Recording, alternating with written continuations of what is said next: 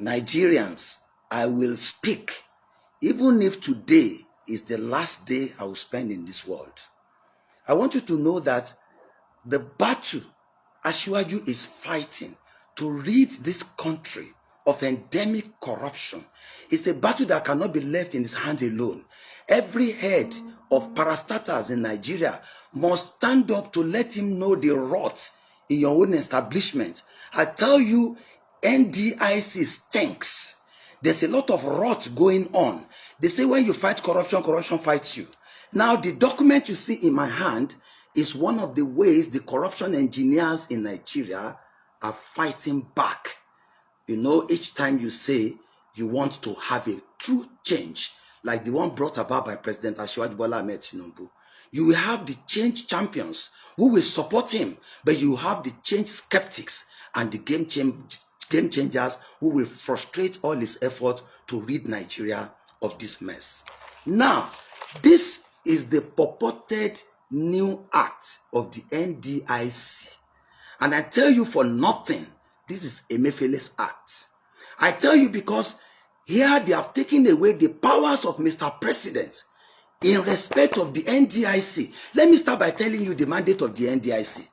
The NDIC is set up as an independent agency of government to ensure that depositors' money is protected in all the banks and all financial institutions, to protect it so that Nigerians can be protected from the misbehavior of bank directors, whether in conspiracy with the CBN or when they are acting alone. That is why the NDIC has been set up as an independent body to ensure that depositors do not cry even when banks fail. So there are 4 mandates. The first mandate of the NDIC is to guarantee Nigerians who have deposits in all these banks that relax, be calm, your deposit is safe. Number 2 is to inspect the banks, because prevention is better than cure.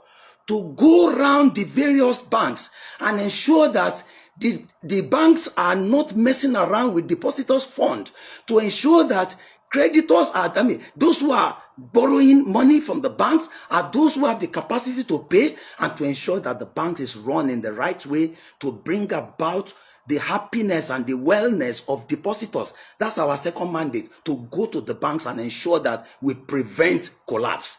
Now, the third mandate is whenever the central bank eventually declares that a bank has failed, the NDIC, without interference of anybody, should go there and resolve what is happening. What do? You begin to gather the data of depositors with the aim of ensuring that depositors get the sum that is meant for them.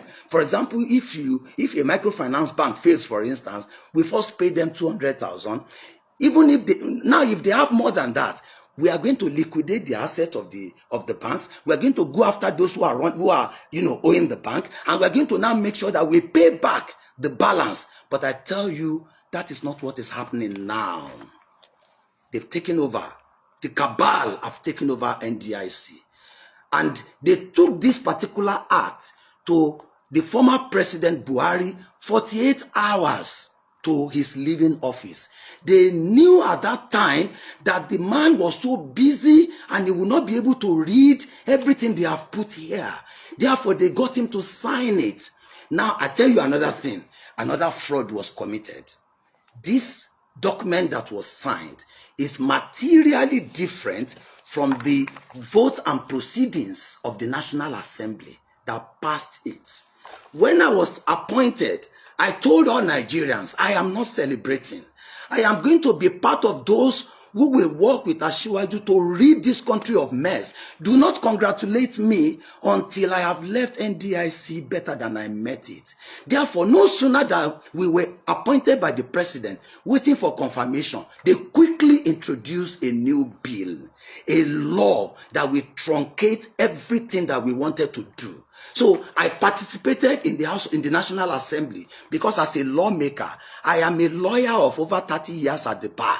So I know that whatever is passed by the National Assembly and assented to by the president will be what my board will implement. So I was interested in every detail of what they were passing. My God, what has happened now is completely different from what was passed. Let me tell you, not all Nigerians are corrupt. The National Assembly still has so many senators who are men of integrity.